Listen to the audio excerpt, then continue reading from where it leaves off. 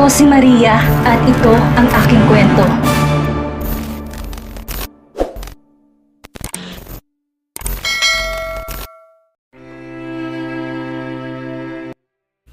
Maaga pa lang sa St. Gabriel Hospital na sa Alexandra. Gusto niyang alamin ang kalagayan ng binan kahit pinagbawalan pa siya ni Gilbert. Magilaw si Sylvia sa kanya noon pa, para niya na tayong ina. Kaya naman nagpa siyang dalaga na hindi magpapatinag sa pananakot ni Gilbert. She needs to see Sylvia. Ayon sa information desk, nasa ICU pa rin ang biyanan, kaya naman hindi pa rin siya nag-aksaya ng panahon at sumakay ng elevator para magtungo sa ICU sa 5th floor. Pagdating doon, agad siyang humakbang palabas ng lift para makasalubong lang si Gilbert sa mismong hallway. Sandali siya nitong pinakatitigan. Di rin niya iniwas ang tingin sa asawa na tila tumanda na ilang taon sa buong magdamag na naranto sa ospital. She wanted to console him but she knew she cannot. Masyadong komplikadong kanilang sitwasyon ni Gilbert sa ngayon. Di pa nila naaayos ang tungkol sa kanila. Hindi pa niya nasasabi ritong tungkol sa kanyang pagdadalang tao at nariyan pa rin ang pag-aagaw buhay ni Sylvia. Di niya alam subalit pakiramdam ng dalaga tila sila ay tinutulak ng tadhana sa bangin at wala silang ibang mapagpipilian kundi tumalon at tanggapin ang kagustuhan nito sa kanilang mga buhay. Gusto ko lang makibalita, Gilbert. Umpisa ni Alexandra alanganin. Nagpatuloy sa paglalakad si Gilbert papalapit sa asawa. Sa naguguluhang isip, malinaw na wala na siyang gustong gawin sa mga oras na yon kundi yakapin si Alexandra at umamot ng konting lakas dito. Well, he'll be shit because he missed her warmth and comforting touch. Lihim na pinilig ng binata ang ulo. Magugunaw ang mundo, subalit hindi niya gagawin yon. Alexandra cannot be trusted. He had proven that time and again. But he cannot just shoo her away, can he? Humugot ng malalim na hininga ang binata bago formal na nagsalita. Anong gusto mong malaman, Alexandra?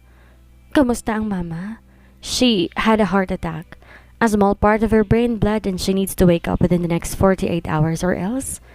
Di tinuloy ni Gilbert ang gustong sabihin. The whole night, iniwasan niyang isipin na posibleng di malampasan ng ina ang sunod na 2 araw nito sa ospital. His mother was one strong woman. He knows she will wake up, but then, the uncertainty of the coming days was wearing him out fast. Sinubukan hawakan ni Alexandra ang braso ni Gilbert nang matahimik to at bumaka sa matinding pag-aalala sa mukha nito. Subalit agad niyang binawi ang kamay. Alam niyang wala namang bali rito ang mga sasabihin niya. Gilbert still hates her and nothing will ever change that. I'm sorry to hear that, Gilbert. I hope Mama Sylvia will wake up soon. Anang babae. It was more of a prayer than a statement. Ilang sandali pa silang natahimik ng dalawa bago siya muling nagsalita. Gilbert, about our house. What about it? Putol agad ni Gilbert sa asawa. If you're thinking of bringing another man there now that I moved out, huwag mo nang subukan o balakan man lang, Alexandra. He warned. Napamaang si Alexandra sa sinabi ng asawa. I have never thought of now. That not then. Not now? Di na taluloy pa ni Alexandra ang nais sabihin. She realized it was useless to fight for herself in front of Gilbert. Maniniwala sa kriminal sa Gilbert subalit hindi sa kanya. Yun ang katotohanan. I am leaving the house, Gilbert. Masyado yun malaki para sa akin at sa tingin ko, sa sitwasyon natin ngayon, dapat nang sigurong umalis na ako ron. No, you will stay there. Hindi ka aalis doon, Alexandra. Gigil na putol ni Gilbert sa kanya. Di na napigil pa ni Alexandra ang pagsulak ng galit sa asawa. Hindi mo ako pwedeng diktahan, Gilbert. We had an agreement. Subalit hindi kasama sa kasunduan na mananatili ako sa isang malaking bahay mag-isa at hihintay ng pagbabalik mo na alam kong malabo nang mangyari. Pagrarason ni Alexandra, nagtaas na rin ang tinig. That is still a no, Alexandra. Doon ka lang kung saan kita iniwan na parang aso. Papaamuin, aalagaan kunwari at kapag pinagsawaan, bigla na lang iiwan. Putol ni Alexandra sa asawa. Hindi ako aso, Gilbert. Huwag mo akong ituring na parang asong magiging sunod-sunuran sa mga gusto mo. Hindi ko gugugurin ang buong buhay ko sa paghihintay sa pagbabalik mo. Dugtong pa ni Alexandra puno ng determinasyon. Lalo namang pinamulahan ang mukha si Gilbert. Bakit ka ba nagmamatigas? Kapag sinabi kong doon ka lang sa bahay, you will stay there until I tell you otherwise. Ani Gilbert, parang yung marahas na pagtaas at pagbaba ng dibdib. Subalit ayaw patinag ni Alexandra. Lalayuan niya si Gilbert para sa kapakanan ng kanilang magiging anak. I am not asking for permission, Gilbert. I am just telling you. Kalmadong umpisa ni Alexandra. I really hope Mama Sylvia will wake up soon. Mauna na ako, mag-iempake pa ako. Ani Alexandra bago tuluyang tumalikod at naglakad papalayo. Di naalintan ang ilang beses na pagtawag ni Gilbert sa pangalan niya. Marahang nilapag ni Alexandra ang kanyang maleta sa may sala. Laman noon ang kanyang mga lumang gamit. Di siya magdadala ng anumang gamit na bigay ni Gilbert. She doesn't find it appropriate. Iniwan din niya sa study room ang kanyang bagong obra. Hindi niya na yon natapos. Hindi na nga rin niya alam kung paano yun tatapusin ulit. She has lost her spark again, but in the coming days, she'll try to accept commission works. Papalitan niya para may mapangtustos siya sa kanyang sarili at kay Angelo. Nakausap na rin niya si Yayalin at Marco. Aalis din ang mga to ngayon sa mansyon ng mga Nubaldes upang lumipat sa bakanting apartment na pag-aari ng kapatid ni Bella. The next few months are really going to be tough for her. Subalit wala naman siyang mapagpipilian. She needed to be strong for her baby. Sinipat ni Alexandra ang orasan. Pasado 6:00 na ng gabi. Subalit nagkakapagtakang hindi pa siya pinupuntahan ni Manong Ben na inutusan niyang kumuha ng taxi. Nadelay kasi ang flight ni Bella, kaya naman sinabihan na lamang niya nitong magkita sila sa kondo nito. Kaya nagpakuha na lang siya ng taxi sa security guard. Madalas 5 minuto lang dumarating ng taxi na pinakuha niya, subalit lang pas 30 minutes na wala pa ring abisong matanda. Lumabas na si Alexandra at pinuntahan ng matandang lalaki sa guardhouse para magitla lang na makita ang bulto nito na nakandusay sa labas noon. Mula sa pwesto, kitang-kita niyang malaking sugat nito sa ulo na siyang nagpakaripas ang takbo sa kanya pabalik ng bahay. Nanginginig siyang nag-dial ng number sa kanyang cellphone. Tinawagan niya si Vincent. Unang ring pa lang sumagot na ito. Please send help dito sa bahay, please. Natatarantang sabi ng dalaga para lalo lamang manginig sa takot. Nang mula sa may French door patungo sa pool area, sumungaw ang pamilyar na bulto ni Briggs. Nandilisik ang mga mata nito at sa kabilang kamay may hawak itong baril. Please, wag, maawa ka? Pakiusap ni Alexandra sa nahihintakutang tinig. Nabitawan ang cellphone at bumagsak sa sahig. Ngumisi si Briggs at nagpatuloy sa paglapit. Briggs, please maawa ka. Kung naman binabalak mo, wag mo nang ituloy, please. Pakiusap ni Alexandra, panayang patak ng luha habang patuloy sa pag-atras. Subalit tila wala sa sarili si Briggs. Patuloy lamang to sa paglapit sa kanya. Mahigpit ang hawak sa baril. Briggs smelled heavily of alcohol and something else, probably illegal drugs. Lalong nahintakutan sa Alexandra sa naisip. Kung talagang langos ay pinagbabawal ng gamot si Briggs, walang mangyayari sa mga pakiusap niya. But she cannot just give up. Hindi siya pwedeng sumuko gayong dala-dala niya isang buhay sa kanyang sinapupunan. Nagsimulang magparingali nga sa Alexandra. Paganahin ng utak kung nang makakuha ng sandatang maaaring gamitin bilang kanyang proteksyon. Subalit sa nagpapanik na isip wala siyang maisip kundi patuloy na makiusap. Briggs, kung gusto mo ng pera may mga alahas ako sa taas. They're worth millions. Pwede mong gamitin. Shut up. Huwag kang magsalita. Parehas ng kay ni Daddy na maraming sinasabi. Galit na putol sa kanya ni Briggs. Lalo nanginig si Alexandra nang maalala ang tungkol sa pagkamatay ni Hector Benavides na napanood niya sa TV. Kung naatim nitong patay ng ama nito, paano pa siya na hindi to kaano-ano? Anong kailangan mo sa akin, Briggs? Tanong ni Alexandra. Pilit na pinahahaba ang pag-uusap nila ng binata. Baka sakaling may maisip siyang paraan para makatakas sa sitwasyon na iyon. Ilang beses din tayong nagkita ng mga bata pa tayo. Nakakalaro pa natin si Mr. Goodman, naalala mo? Yung aso sa Dighe Electronics? Kumurap si Briggs. Sandaling lumambot ang mukha. Mabait siyang aso? Ani Briggs. Umiwas ng tingin. Biglang naguluhan. Kinuha ni Alexandra ang pagkakataong yon para kunin ang bronze figurine na nakapatong sa coffee table malapit sa pwesto niya.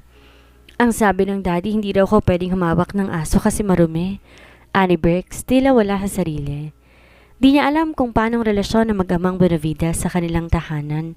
Subalit madalas niyang makita si Hector noon na kinagagalitan si Briggs, kahit sa mga maliit na pagkakamali. But despite of that, Hector was always proud of Briggs' achievements. Nang pumasa ito sa CPA board, nagpa-party pa si Hector. She thought they always had a good father and son relationship, but then, she could never know.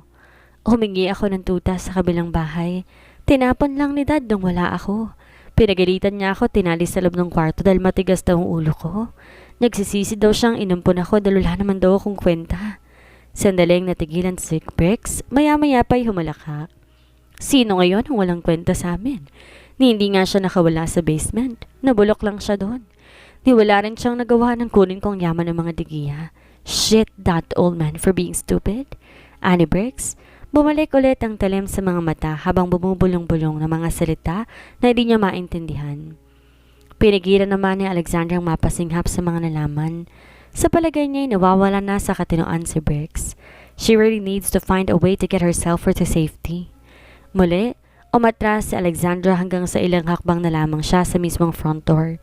She can escape from there, hopefully fast enough bago pa man siya mapansin ni Bricks. Subalit bahakbang pa lang siya palabas ng pinto na muli, itutok ni Bricks sa direksyon niya ang baril na hawak nito. Not so fast, Alexandra. Gigil na sabi nito. Di ka pwedeng umalis sa bahay nito nang di kita napapatay, sabi ni Roseanne. Singhal nito bago tuluyang pinutok ang baril. Nadaplisan ang braso ni Alexandra siyang nagpangyari para mapatili siya ng malakas. Sa nagpaparit na huwisyo mabilis ibinato ni Alexandra ang hawak niyang bronze figurine sa direksyon ni Bricks. Tumama yon mismo sa mukha ng lalaki na naagad na sapo ang nasaktang mukha. Sinamantala naman ni Alexandra ang pagkakataong yon para tumakbo palabas ng bahay. May ilang metro din ang layo ng front door sa gate. Dalangin niyang sana hindi siya nito maabutan bago siya makalabas ng gate. Subalit ilang hakbang na lamang sana si Alexandra palabas ng solar na makarinig siya ng putok ng baril sa kanyang likuran. Kasunod ang pagdapa niya at pagsigid ng sakit sa kanyang kanang hita. Nalulohang gumapang si Alexandra sa sementadong walkway patungo sa gate. She cannot die now, not in the hands of some crazy bastard whose childhood trauma looked away everything from her family and that deranged with which who lied her way to Gilbert's heart. Nalabas siya sa lugar na yon sa papaanumang paraan.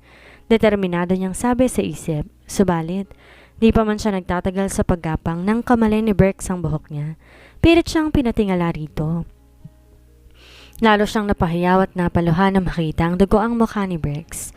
May malaki itong sugat sa noo. She must have hit him hard in the face to cause such bleeding. San ka pupunta? Tang-ina kang babae ka? Singhal ni Bricks sa kanya. Ikaw ang susi sa pagtakas ko tapos aalis ka pa? Marahas siyang sinampal nito. Muli siyang napahiyaw sa sakit subalit mabilis din niyang pinanatili ang huwisyo. Kung pakiusap na lang tayong paraan para makawala siya rito ng ligtas, makikiusap siya hanggang sa huling hininga. Bricks, makinig ka. Kung si Rose ang nag-utos sa'yo, gawin mo to sa akin para makatakas ka, sinasabi ko sa'yo. Nagsisinungaling siya. Diniin ni Bricks ang dulo ng baril sa noo ni Alexandra, na lalo pang nagpanginig sa dalaga. Anong sinasabi mo? Roseanne is an ally. Itatakas niya ako para makuha kong kayamanan ko sa labas ng bansa? Anito. Humigpit pa ang pagkakasabunot sa kanyang buhok. Sa kabila ng sakit na kanyang nararamdaman, pilit na nagsalita si Alexandra. Ginagamit ka lang niya, Bricks. Gusto niyang makuha sa akin si Gilbert. Ginagawa niya lahat para paghiwalayin kami and she's using you to get the dirty work done. Huwag kang magpagamit kay Roseanne, Bricks. Ako, kaya kitang itakas dito kung yan ang gusto mo. Sinungaling, singhal ni Bricks. Humagulgol na si Alexandra. Please believe me, Bricks. I know there's still the good in you. Please don't kill me. Buntis ako. Tila natilihan si Bricks sa inamin niya. Bahagyaring nilawagan ang pagsabunot sa kanya. If that is a flicker of hesitation she saw in Bricks' eyes, she's not sure. Ang alam niya, kailangan niyang patuloy na magmakaawa. Please, Bricks. Please. Muling pakiusap ng dalaga, subalit, muling diniin ni Bricks ang uso ng baril sa kanyang sentido. Ilang sandali pa, niyakap na ng kadiliman si Alexandra. Hurry up! I need results fast, Javier. Ana Sebastian habang bilis pinapatakbo ang kanyang sasakyan patungo sa mansyon ng mga Romualdez. Just 5 minutes ago, he received a distress call from Alexandra. Please help dito sa bahay? That's all he had. Kung saang bahay hindi niya alam. Ang alam lang ni Sebastian, he needs to get to his long-lost cousin fast. Sir, Sa Upper Heights Subdivision daw po na-trace ang call, sabi ng mga tauhan natin. Ani Javier na nooy nasa passenger seat. 3 minuto lang po ang layo natin doon if we take the next left exit, sabi pa ng assistant. Hindi umimik si Sebastian. He just floored the gas and concentrated on driving. Tinig na tinig ng binata ang tibok ng kanyang puso. If he had to be honest, ngayon lang siya ulit kinabahan ng ganon mula na isugod sa ospital ang kanyang lolo 2 taon ang nakakaraan. Kakahanap pa lang niya kay Alexandra na hindi pa niya naipagtatapat din ng katotohanan ng kaugnayan nilang dalawa. He needs to save Alexandra from whatever trouble she was in. Makikita pa sila ng kanyang lolo. He promised that they will. After what seemed to be the longest 3 minutes of his life, narating din ni Sebastian ang gate ng Upper Heights Subdivision. Pinakita niya agad ang ID niya sa guard na mabilis itinuro sa kanyang daan patungo sa bahay ni na Alexandra at Gilbert.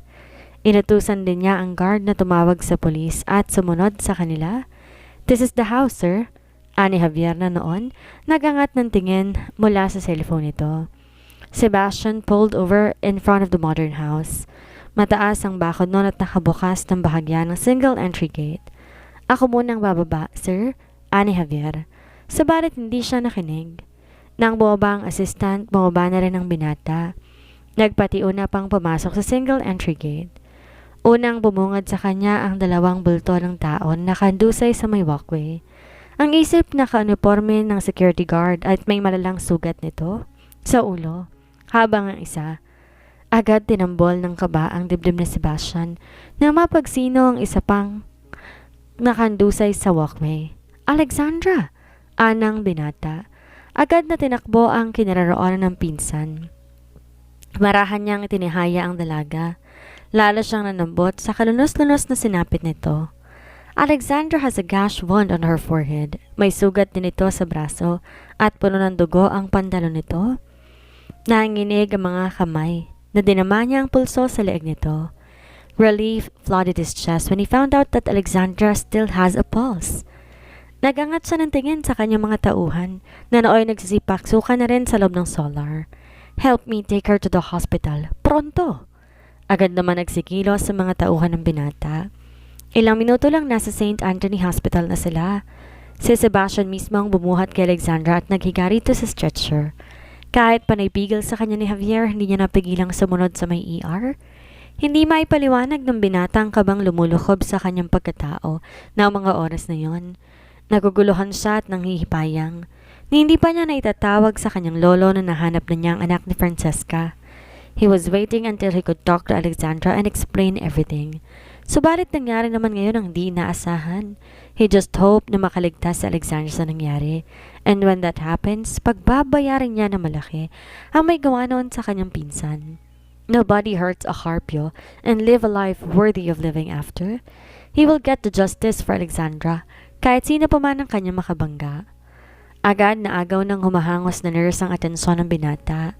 May bitbit itong chart na agad itong inabot sa doktor na siyang tumitingin kay Alexandra. He watched as the doctor reviewed the chart. Ilang sandali pa nagangat pa ng tingin sa nurse. "Get me Dr. Enriquez. ASAP. The patient is pregnant. I repeat, the patient is pregnant." Lalo nang lambot sa Sebastian sa narinig. Buntis si Alexandra? At ngayon halos mag-agaw buhay ito sa sinapit. Lalo tuloy bumigat ang dibdib ng binata. Magkahalong isipin din ang sabay-sabay na sumalakay sa kanya. But the more important question is, nasaan si Gilbert Romualdez? Shouldn't he be the one protecting his wife and his unborn child? "Sir, wala po ibang tao sa bahay. Nakita ko rin ang mga luggage ni Ma'am Alexandra. It seemed like she's leaving." Ani Javier nang lapitan siya nito. "Alexandra is alone and leaving the house. She shares with her husband? But why?" Bumaling siya kay Javier. "Get me Gilbert Romualdez right now." Mariin niyang utos sa assistant. Something is not adding up and he will find it now. Kung may kinalaman man si Gilbert sa nangyari kay Alexandra, sisiguraduhin niya. Magbabayad ito ng mahal. Lumipas ang ilang minuto at lumapit ulit si Javier kay Sebastian. "Sorry sir, hindi po sumasagot sa tawag si Mr. Romualdez." Umigting ang panga ni Sebastian. "Find that animal right now." Gigil niyang utos sa mga tauhan. Samantala, Abala si Roseanne sa pagpili ng dress na gagamitin sa pagpunta sa bar na makarinig siya ng kaluskos mula sa kanyang bintana. Napatingin siya sa gawin noon at agad na nakampante na makitang pagdaan ng isang pusa. Akala naman niya kung ano na. Hindi siya dapat nagpapaapekto sa kung ano-anong hindi magandang isipin ngayon. Tonight, she needs to celebrate. Finally, mawawala na si Alexandra sa kanyang landas. Magiging kanya rin si Gilbert sa wakas na siyang dapat. Muli, natigilan si Roseanne na makarinig ng mga yabag sa ibaba ng kanilang bahay. Mag-isa lang siya sa bahay dahil may pinuntahan ng kanyang ina. So who could that be? Mabilis niyang pinulot ang kanyang cellphone at tinawagan si Alfred na siyang kasama niyang lalabas ngayon. Nasaan ka na? Malapit na ako, bakit? May mga narinig ako sa ibaba ng bahay, bilisan mo. Okay, huwag kang lalabas ng kwarto mo.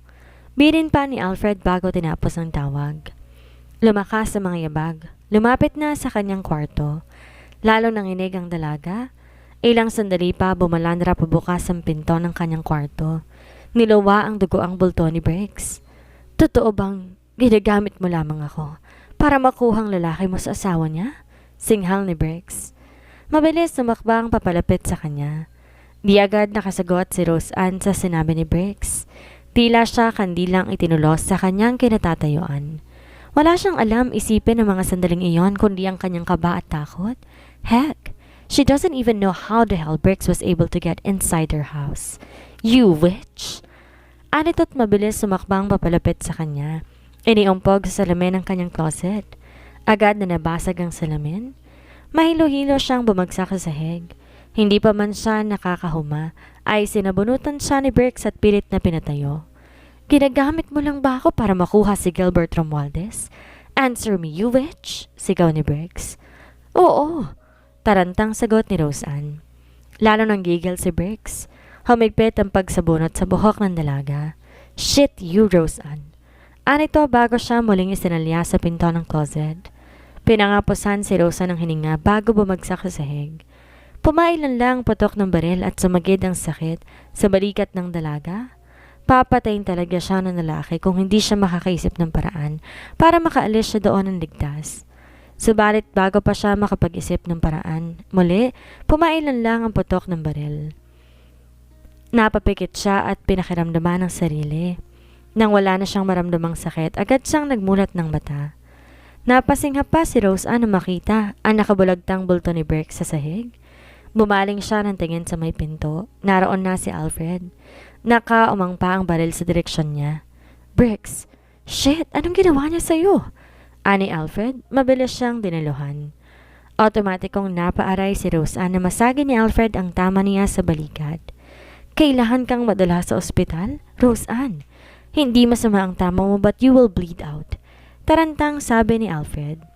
Maingat na muling ibinaba sa sahig si Roseanne at nagtungo sa pinto. Subalit bago pa man ito makalabas ng silid, may naisip si Roseanne na plano. Mabilis niyang kinuha ang baril ni Briggs at tinutok yon sa likod ni Alfred. She's not a crack shot but she can fire. Tinuruan siya ni Alfred noon. Now she gets to use to her training on him. Napahinto si Alfred nang muli pumailan lang putok ng baril sa loob ng silid. Nang pumihit siya paharap kay Roseanne, nakita niya na nakatutok na ang baril na hawak ito sa kanya. Niyuko niya ang sarili. May dugo na ang t-shirt niya sa may bandang dibdib. Napasandal siya sa pinto na mabilis na karamdam ang pagkahilo. Takang tumingin kay Roseanne. Bakit? Anang namumot lang si Alfred. Nagsimula ng pangabusan ng hininga. I'm trying loose ends. Si Roseanne na muli pang ipinutok ang baril. Nang masigurong wala ng buhay si Alfred, pahirapang inabot ng dalaga ang kanyang cellphone sa may kama. She cursed her trembling hands as she dialed Gilbert's number. Subalit nang magring lang yon na magring, si Victor na lang tinawagan niya. 3 ring lang hinintay niya, agad na sumagot si Victor. Miss Roseanne, Victor? Pinasok ako ng masamang lalaki. Please help me. Ani Roseanne sa mas pinahinang tinig bago pinatay ang tawag. Sumandal si Roseanne sa paa ng kama pagkatapos. Now, she just need to wait and everything will be worth it. Umigting ang panga ni Gilbert na makitang sinapit ni Roseanne sa kamay ni Briggs at nang kasama nitong lalaki. Di niya maintindihan kung bakit si Rose Ann ang pinunteriya ni Briggs. Siguro ay nakasunod din ito sa mga bali-balita na may relasyon sila ni Rose Ann, kaya ito din ang pinunteriya nito, but still, it doesn't make any sense. Ilang araw niya na tong pinapahanap sa kanyang mga tauhan, subalit bigo ang mga ito. And all of a sudden, Briggs will show up inside Rose Ann's house and wreak havoc. Rose Ann! Ani Carmina noon, nasa tabi ng binata sa labas ng ICU. Halos magkatabi lang ang silid nito at ang silid ni Sylvia, kaya naman doble-doble ngayon ang kaba at takot ni Gilbert para sa kanyang ina at kaibigan. Agad na inaro ni Gilbert si Carmina. Magiging okay din po si Rose Ann. Hindi ko maintindihan kung bakit nangyari to sa aking anak. Gilbert? Sadya pong may masasamang tao sa mundong ibabaw, tita. Magpasalamat po tayo na buhay si Rose Ann. Muli, humagulhol ang matandang babae. Wala sa sariling humilig sa dibdib ng binata. Tulungan mo ang anak ko, Gilbert. Alam mo naman kung gaano kahirap ang aming buhay na mag-ina. Na hindi nga kami kinikita ng kanyang ama. Kulang na lang itakwil na kami ng tuluyan. Nakikiusap ako sa iyo, Gilbert. Tulungan mo si Rose Ann. Pakiusap ni Carmina. Muling humagulgol pagkatapos. Nagbuga na marahang hininga si Gilbert. Patuloy na hinagod ang likod ng matandang babae. Hindi niya alam kung bakit nagsasabay-sabay ang mga iniisip niya ngayon, but nevertheless, he must always make the right decision. Huwag po kayo mag-alala. Hindi ko pa pababayaan si Rose Ann, anang binata. Ilang sandali pa may tumunog sa silid ng kanyang ina. Nagmamadaling nagtungo roon ang isang nurse at doktor. Kabado niyang inihakpang sa may viewing window ang bandata. Doon niya nakita na bukas na ang mata ng kanyang ina. Gising na ito. Di agad pumasok ng silid si Gilbert. Hinintay niya na matapos ang doktor sa pag-assess sa kalagayan ng ina. At nang lumabas ng silid, agad na tong sinulubong ng binata. How's my mother, Doc? Ngumiti ang doktor. She's now stable, however, we still need to assess the damage in her brain. We may need a few tests. Relief flooded Gilbert's chest. Yun na siguro ang pinakamagandang balitang narinig niya sa kanyang buong buhay. I still want to proceed with my initial plan, Doc. Dadalhin ko ang mother ko sa ibang bansa for treatment. Tumango-tango ang doktor. We can arrange that for you, Mr. Romualdez. Also, the patient on the other room. If she can be cleared to fly with us, we will take her too. Napatingin ang doktor sa silid ni Rose Ann. This is the gunshot wound patient, right? Tumango si Gilbert. I declared her stable an hour ago. You may take both patients with you, sir. Thank you, doctor. Sinserong pahayag ng binata. Nang umalis ang doktor, lumapit si Victor sa kanya. Sir, hindi ko pa rin po mahanap ang cellphone mo. Baka nalaglag mo kaninang sumaglit ka sa opisina. Gilbert released a slow breath. Then get me a replacement. Paalis ako ngayon, Victor. Dadalhin ko si Mommy at Roseanne sa Singapore for treatment. Sir, it will take at least a week for a replacement. Get me a temporary one. Get me my passport and other important documents too. We're leaving in an hour. Tumango si Victor. Mabilis nang ginawa ang pinag-uutos ng boss. In under an hour lumipad ang mga ito patungo ng Singapore.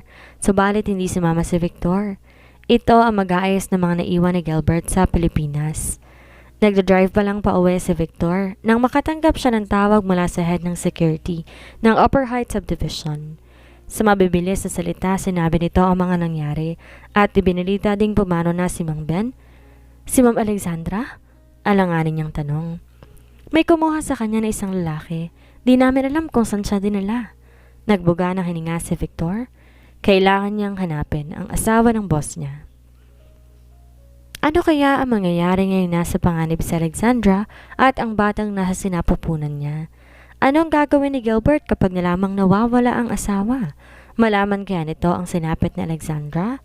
Yan ang ating aalamin sa susunod nating kabanata.